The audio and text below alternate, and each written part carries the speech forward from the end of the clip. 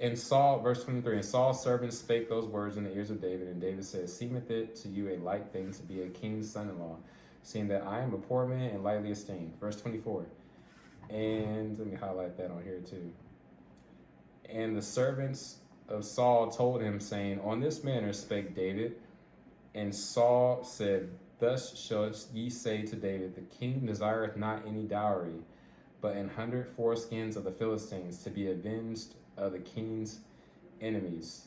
Now this sounds like he basically gave him a challenge that he already knew was impossible, or is going to be very hard. That was going to cause David to be unalive. This is a trap, from just the looks of it.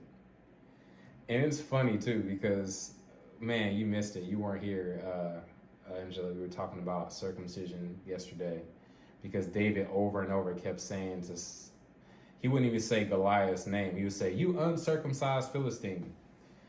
And we were just talking about how that phrase, the significance of it was, he was declaring and saying, like, you aren't even one of us. Like, you don't have the covenantal power and connection to God like we do. Like, and he was basically also talking to his people, like, why are y'all afraid? Like, this dude doesn't have God on his side. We do, because we're circumcised. We're set apart. We're consecrated. So we have nothing to be afraid of. Man, we kept talking about, I spent like 20 minutes talking about that phrase, you uncircumcised Philistine. So it's funny that now, and then we talked a little bit about how in other nations, here in the United States, because once again, we're a nation, we're not a Christian nation, but we're a nation that was founded on Christian principles, and a lot of people that came to this country left their countries to escape persecution, religious persecution.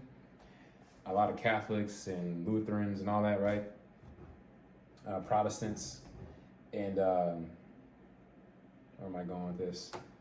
So yeah, a lot of people here, they automatically circumcise their kids, babies, but in other nations they don't. And it's like a whole thing.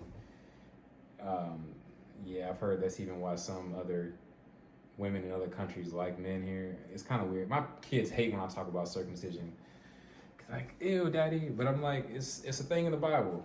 And it represented also cleanliness. So when you call somebody uncircumcised Philistine, you also calling them dirty. It was an insult. Because to be circumcised was to be clean. Also, because dudes that aren't that, they deal with all kind of like issues down there. Anyway, all right.